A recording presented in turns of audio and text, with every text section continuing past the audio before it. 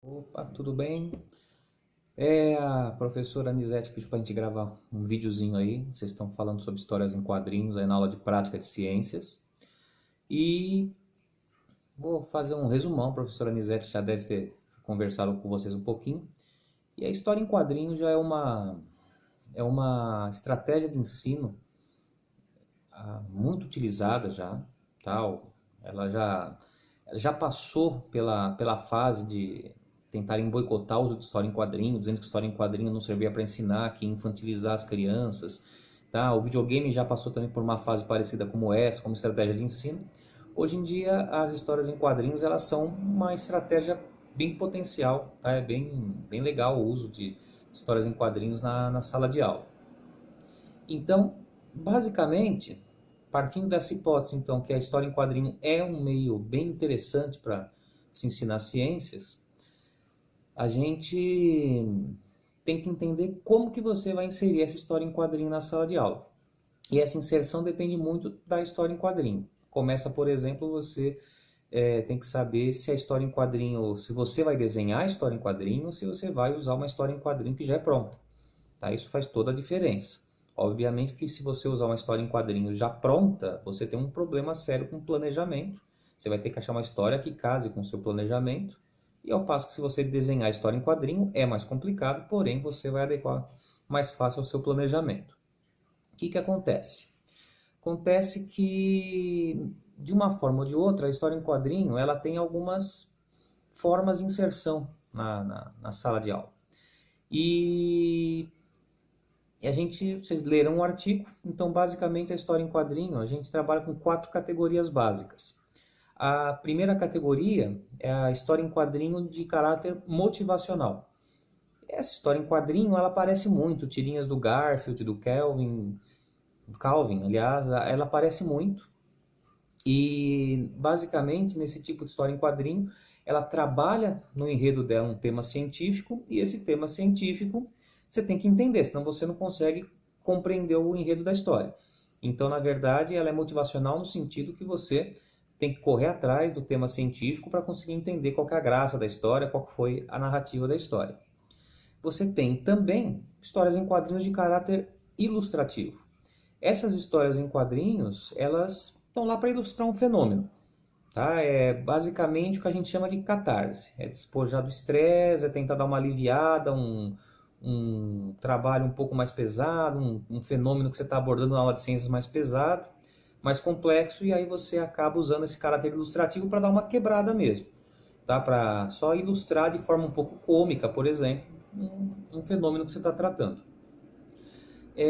Você tem também o caráter explicativo. Tá? No caráter explicativo, você tem que explicar mesmo um fenômeno inteiro, um conceito todo, por histórias em quadrinhos.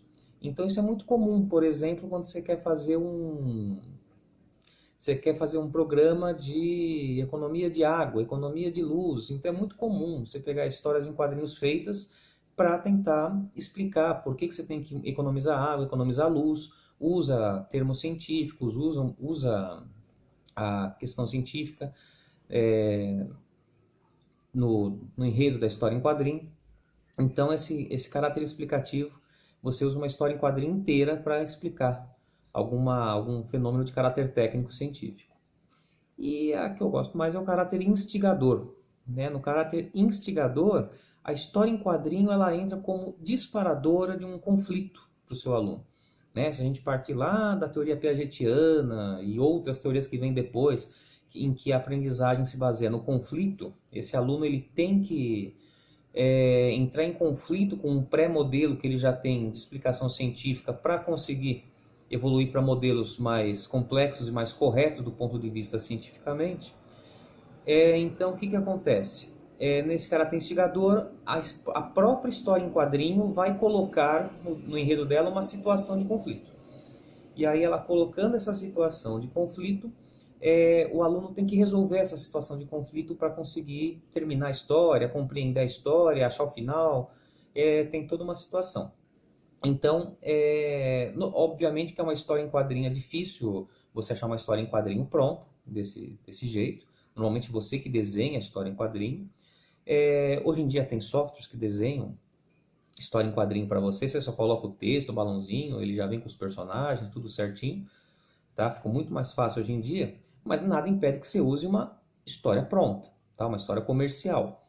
E aí só que aí você vai ter que fazer uma adaptação, né? Essa história normalmente não vem com um conflito lá dentro. E aí você vai ter que adaptar a sua aula para, a partir da história em quadrinho, gerar esse conflito. Então, resumindo, as histórias em quadrinhos elas são bem legais, tá? Tem muita pesquisa hoje em dia sobre o uso de histórias em quadrinhos, não só em aulas de ciências, mas em aulas de várias disciplinas. Elas têm resultados muito interessantes. Então, é uma estratégia que tem um potencial muito grande no processo de ensino-aprendizagem. Mas é importante que você entenda exatamente essa categorização. Como é que essa história em quadrinho ela entra? Como é que você vai inserir ela na sala de aula? Então, o primeiro passo é isso, você tem que ter essa consciência, tá? A professora Nizete agora vai passar o trabalho para vocês, tá? Vocês vão fazer um trabalho sobre histórias em quadrinhos, tá? Eu faço questão de vê-los. Vocês vão trabalhar exatamente isso. Como é que eu vou inserir certas histórias em quadrinhos aí na sala de aula? Vocês vão preparar uma sequência aí para a professora, tá bom? Então, boa sorte para vocês aí. Um abração aí para a professora Anisete. Tá bom? Obrigado, gente.